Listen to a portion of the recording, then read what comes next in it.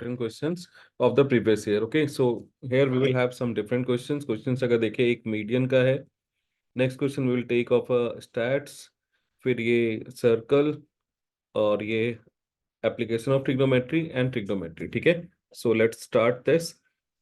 और हम पहले स्टार्ट करते हैं ट्रिग्नोमेट्री का. ट्रिग्नोमेट्री का ये इंपॉर्टेंट क्वेश्चन. इंपॉर्टेंट ये क्वेश्चन इसलिए हो जाता है क्योंकि कुछ सेम आरएचएस सेम रहता है. एलएचएस सेम है, आरएचएस डिफरेंट हो जाता है. ठीक है, एक क्वेश्चन में आपको ये देखने को मिलेगा. ठीक है, ये प्रीवियस ईयर में आ चुका है. और सेकंड पार्ट में अगर आप देखोगे तो आपको क्या मिलेगा, सेम क्वेश्चन के साथ क्या पूछ रखा है, ये यहाँ पे थीटा है और यहाँ पे भी थीटा है. ठीक है, ऐसा पूछ रखा है. दोनों का एट मतलब सेकंड लास्ट लाइन तक का जो वर्किंग है ना वो एकदम सेम. चलो हम स्टार्ट करते हैं, फिर मैं इसको एक्सप्लेन करता हूँ. ठीक है, चलो इसे हम सॉल्व करते हैं. नॉर्मली हमें क्या करना है, यहाँ पे क्या गिवन है, tan थीटा. हमें टूल्स जो हमें पता होना चाहिए इसे सॉल्व करने के लिए, वो मैं यहाँ पे पहले आपको इस तरफ लिख रहा हूँ. ठीक है, सबसे पहला टूल है that is cot theta can be written as 1/tan theta. ठीक है, ये एक टूल हम यूज करेंगे. दूसरा, हमें पता होना चाहिए 1 + tan² theta is equal to sec² theta. ठीक है, इसके अलावा हमें किसी और चीज की रिक्वायरमेंट शायद नहीं पड़े यहाँ पे. ठीक है, हाँ एक और चीज, 1/cos थीटा को आप क्या लिख सकते हो, that is equal to sec theta. And 1/sin theta को आप क्या लिख सकते हो, that is equal to cosec theta. ये हम यूज करेंगे. ठीक है, चलो हम स्टार्ट करते हैं इसको सॉल्व करना. अगर हम फर्स्ट वाले पार्ट को देखते हैं, हम अभी क्या ले रहे हैं, that is left hand side. अगर लेफ्ट हैंड साइड को हम डील करना शुरू करें तो हमने tan थीटा को क्या लिखा, that is equal to tan theta upon में 1 - cot थीटा के प्लेस पे मैं क्या लिख रहा हूँ, 1/tan थीटा. ये रहा 1/tan थीटा. ठीक है, प्लस का साइन है तो हमने यहाँ पे प्लस लिखा. अगेन cot थीटा को मैंने लिखा 1/tan थीटा. ठीक है, अपॉन में 1 - tan थीटा. अब नॉर्मली जब अगर यहाँ पे देखोगे डिनोमिनेटर में, यहाँ पे कुछ नहीं है 1 के नीचे, तो हमने 1 ले लिया सॉल्व करने के लिए. ठीक है, तो इस केस में एलसीएम क्या आ जाएगा, that will be equal to tan theta. तो अब सॉल्व करोगे it will become tan theta -1, और जो न्यूमरेटर पार्ट है इट इज tan थीटा. ठीक है, प्लस मैं एक एक स्टेप करके सॉल्व कर रहा हूँ ताकि आपको कहीं पे भी कोई दिक्कत नहीं आए. आपको अगर ऐसा लगता है कि आपको ये आता है तो आप स्टेप जंप कर सकते हो. ठीक है, be comfortable and be confident in that. ठीक है, अगर आपको कहीं पे भी डाउट लगे, हल्का भी सी कॉन्फिडेंस कम हो, तो आप सारे स्टेप्स यूज करो. ठीक है, अब इस केस में अगर कोई भी इस फॉर्म में आपको दिखाई दे A/B और दूसरा C ऐसा दिखे, तो आप इसे लिख सकते हो A/BC के फॉर्म में. ठीक है, सेम चीज यहाँ पे मैं कर रहा हूँ. मैंने यहाँ पे लिखा 1 ये रहा tan थीटा जो ऊपर वाला फ्रैक्शन से है, नीचे है 1 - tan थीटा. ठीक है, अब इसे हम फर्दर सॉल्व करते हैं. सेम अगर यहाँ पे देखो, इस वाले पार्ट को अगर आप देखोगे, ये किस फॉर्म में है, A/B/C के फॉर्म में. तो आप इसे लिख सकते हैं A × C/B के फॉर्म में. ठीक है, तो इसे हम लिखते हैं, ये रहा tan थीटा अपॉन में आ जाएगा tan थीटा -1, और जो नीचे यहाँ पे tan थीटा ये ऊपर चला जाएगा, that is into tan theta. ठीक है, प्लस का साइन. सेम यहाँ पे अगर देखो, अभी मैं कुछ भी नहीं कर रहा हूँ, पर मेजर जो हमें वर्क करना है वो यहाँ पे करना है. ठीक है, पर मैं एक दो स्टेप ज्यादा कर रहा हूँ ताकि आपको दिक्कत नहीं है. tan × tan क्या हो गया, that is equal to tan² theta. नीचे में क्या आ गया, tan थीटा -1. अब आप यहाँ पे थोड़ा सा ध्यान से देखो, यहाँ पे क्या है, tan थीटा -1, और यहाँ पे 1 - tan थीटा है. तो हम क्या कर रहे हैं, यहाँ से माइनस कॉमन ले रहे हैं. ठीक है, अगर आप माइनस कॉमन ले लोगे, -1 कॉमन ले लो, उस केस में ये जो पार्ट है ये it will become same like this one. ठीक है, हमने यहाँ से क्या कॉमन लिया है, माइनस, और यहाँ पे क्या है, प्लस. तो प्लस और माइनस क्या होगा, that is equal to minus. ऊपर में 1 है, कोई चेंजेस नहीं आएगा. tan थीटा यहाँ पे tan थीटा रहेगा, ये चेंजेस हो जाएगा. जो 1 है वो क्या बन जाएगा, -1, और जो माइनस का tan theta that will be equal two plus tan theta. ठीक है, अब इसे फर्दर आप सब ध्यान से देखोगे, नीचे में एलसीएम तो क्या आएगा, एक तो tan थीटा आ गया एलसीएम, ये रहा. दूसरा आप इसे अरेंज करके भी लिख सकते हो, ये क्या आ जाएगा, tan थीटा -1. ठीक है, यहां तक कोई दिक्कत नहीं है. नेक्स्ट अब आपको क्या करना है, अब इसे सॉल्व करो. tan theta -1 cancel out. यहाँ पे क्या बच गया, tan theta into tan² theta क्या हो गया, ये रहा tan³ थीटा. ये एज इट इज सेम है डिनोमिनेटर, तो न्यूमरेटर वाला पार्ट हमने कॉपी कर लिया. अब हमें एक आइडेंटिटी पता होना चाहिए, क्या, यहाँ पे देखो, जो ये tan³ थीटा -1 है, दैट मीन्स ये tan³ थीटा -1 का क्यूब है. तो हमें एक आइडेंटिटी आना चाहिए, that is A³ - B³ that is equal to A - B. यहाँ पे आ गया A² + AB plus B square. ये बहुत ही इंपॉर्टेंट है और अक्सर बहुत बार यूज आता है, तो हम इसे सॉल्व करते हैं। ठीक है, तो हमने इसे क्या लिखा, tan theta, sorry tan theta -1, ये रहा -1। अब यहाँ पे क्या आ गया, a square that is equal to tan square theta, a b that is tan theta, और प्लस 1 का स्क्वायर 1 आ गया। ठीक है, नीचे में एज इट इज आप डिनोमिनेटर को कॉपी कर लो, दैट इज tan थीटा और ब्रैकेट में tan थीटा -1। अब ध्यान से देखो, यहाँ पे कुछ कैंसिल आउट हो रहा है, एक तो ये कैंसिल आउट हुआ और एक ये कैंसिल आउट हो गया। अब हम रिमेनिंग पार्ट को कॉपी कर रहे हैं, that is equal to tan square theta plus tan theta +1 upon tan theta.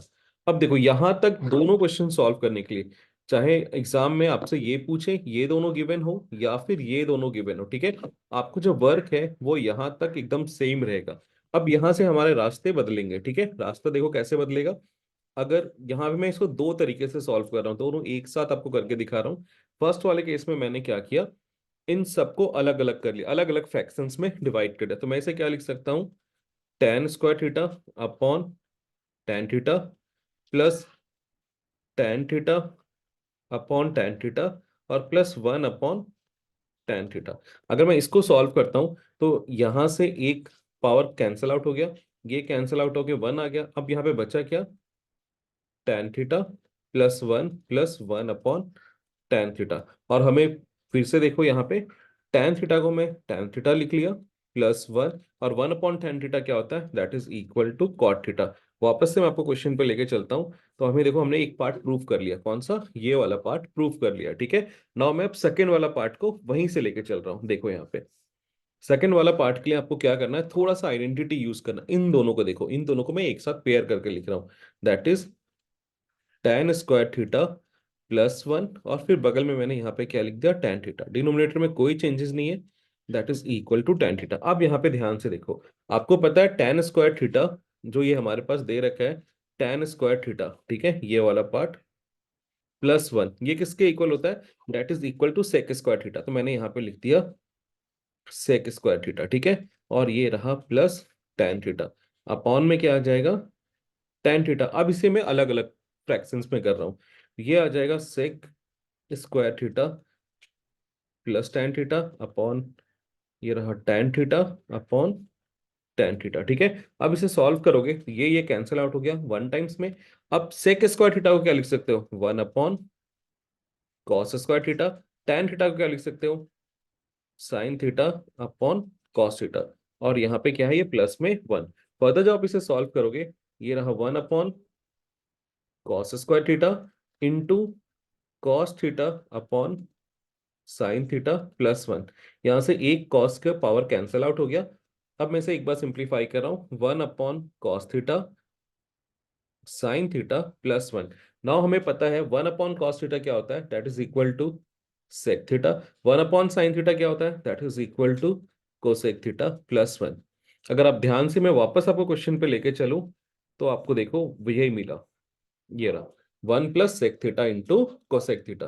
तो सेम क्वेश्चन है, ऑलमोस्ट सेकेंड लास्ट स्टेप तक सबके वर्किंग सेम है, पर रिजल्ट डिफरेंट है। तो ये हमें बहुत केयरफुल रहना पड़ेगा, वरना हमें नॉर्मल चलने की आदत है, ठीक है, उस केस में हमें आंसर नहीं मिल पाता है। तो इसे एक या दो बार जरूर प्रैक्टिस कर लेना दोनों रिजल्ट्स के साथ। ठीक है, so let's move to the next question. ये थोड़ा क्वेश्चन लेंदी है, ठीक है, चलो हम नेक्स्ट पहले इजी सा एक क्वेश्चन लेते हैं, फिर आते हैं एप्लीकेशन ऑफ ट्रिग्नोमेट्री पे।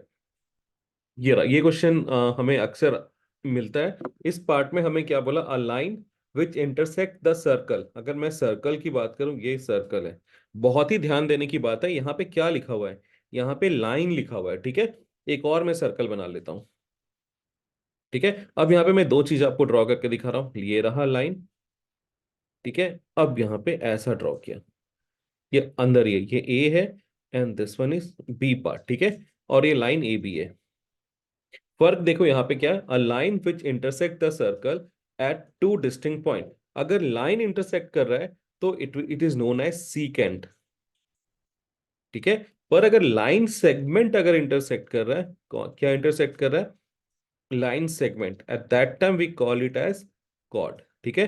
तो ये कॉर्ड होगा, यहाँ पे आपको बहुत ही केयरफुल रहना है, सेंटेंस को पूरा पढ़ोगे, ठीक है, ओवर कॉन्फिडेंट में नहीं आना है। लाइन है तो आंसर क्या होगा, सीकेंड। अगर यहाँ पे लाइन सेगमेंट होता तो आंसर क्या हो जाता, कॉर्ड, ठीक है। So let's move to the next one. इस वाले पर again a simple question from the stats. Find the value of X for which class mark. पहले मुझे एक आगे मैं क्वेश्चन रीड करूं उससे पहले मैं बता देता हूँ क्लास मार्क होता क्या है। क्लास मार्क की अगर हम बात करें तो इसे हम डिनोट करते हैं एक्स आई के फॉर्म में, ठीक है। और इसका फॉर्मूला क्या होता है, upper limit plus lower limit upon two, ठीक है। इसका फॉर्मूला क्या होता है, upper limit plus lower limit upon two, ये इसका फॉर्मूला है। अब मैं डायरेक्ट क्वेश्चन पे आ रहा हूँ। The value of X for which the class mark, हमें क्लास मार्क की वैल्यू दे रखी है, ठीक है।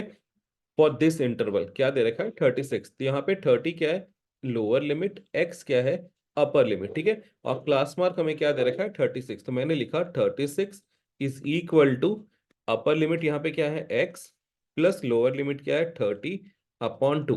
क्रॉस मल्टीप्लाई करो, it will be 36 into two is equal to x plus 30। Multiply किया क्या है, 72 is equal to x plus 30। अब इसे हम सॉल्व करते हैं। 72 minus 30 is equal to x, subtract करोगे it will be equal to 42, that is x. X की वैल्यू हमारे पास क्या है, 42। ऐसे क्वेश्चंस भी हमें 1 मार्क्स में मिल सकते हैं। Okay, so let's move to the next another MCQ. हाँ, इस वाले पार्ट में देखो प्रॉब्लम क्या है हमारे साथ, कि हमने मीडियन तो पढ़ा है पर हम क्या करते हैं जब हम 10th में होते हैं, नॉर्मली हमारे बुक में भी जो लिखा हुआ है it is for group data, ठीक है। पर यहाँ पे देखो अनग्रुप डेटा से भी एमसीक्यू आया हुआ है। यहाँ पे क्या बोला है कि 16 ऑब्जर्वेशन है, अरेंज किया हुआ एक ऑर्डर में, that is increasing order of their value in a data. The median, अब मीडियन क्या होगा, ठीक है। तो मैं पहले इसका बेसिक्स आपको एक बार बताता हूँ। अगर मीडियंस में क्या होता है, सबसे पहले हम डेटा को अरेंज करते हैं, ठीक है। Once we arrange in ascending और डिसेंडिंग ऑर्डर, नॉर्मली हम, मैं अभी जो आपको बता रहा हूँ वो असेंडिंग ऑर्डर के हिसाब से मैं आपको बता रहा हूँ, ठीक है। First of all we will arrange the data in ascending order, that is known as increasing order, ठीक है। After that we count the number of observation, हम क्या चेक करते हैं, नंबर ऑफ ऑब्जर्वेशन, ठीक है। अब नंबर ऑफ ऑब्जर्वेशन जब आप काउंट करोगे तो दो केसेस आपके पास हो सकते हैं, ठीक है। एक तो नंबर ऑफ ऑब्जर्वेशन आपको ऑड मिले, जैसे 3, 7, 9, 11, 13, 19 ऐसा मिले। या तो ये हो सकता है कि नंबर ऑफ ऑब्जर्वेशन आपको क्या मिलेगा, इवन मिलेगा, ठीक है। अब दोनों के लिए फॉर्मूला देखो डिफरेंट है। अगर ऑड है तो बहुत सिंपल है। ऑड का फॉर्मूला क्या है, मीडियन के लिए, अगर हम नंबर ऑफ ऑब्जर्वेशन ऑड है इस केस में मीडियन का फॉर्मूला क्या है, n+1 अपॉन टूथ टर्म, ठीक है।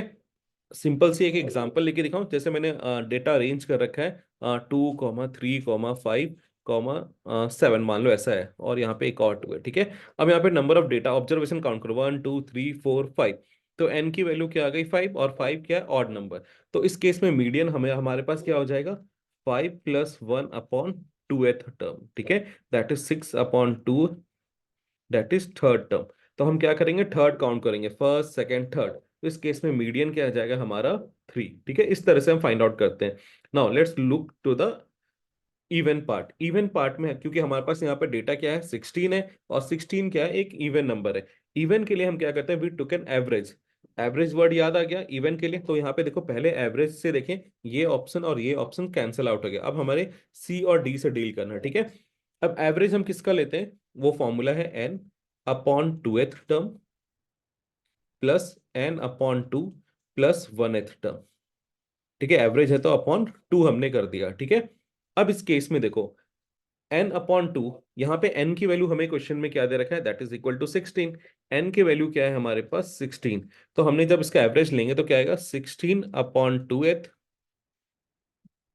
ठीक है, plus 16/2 plus 1th term upon 2। तो नॉर्मल पूरा सॉल्व करने की जरूरत नहीं है। फर्स्ट दिख रहा है ये 8 टर्म है, और ये 8+1 दैट इज 9th टर्म है, और अपॉन 2 है। क्लियर, देखो ऑप्शन में आपको दिख जाएगा average of 8 term and 9 term. Clear, average का मतलब यहाँ पे क्या है, अपॉन 2। तो इसका आंसर क्या आ गया, ऑप्शन सी।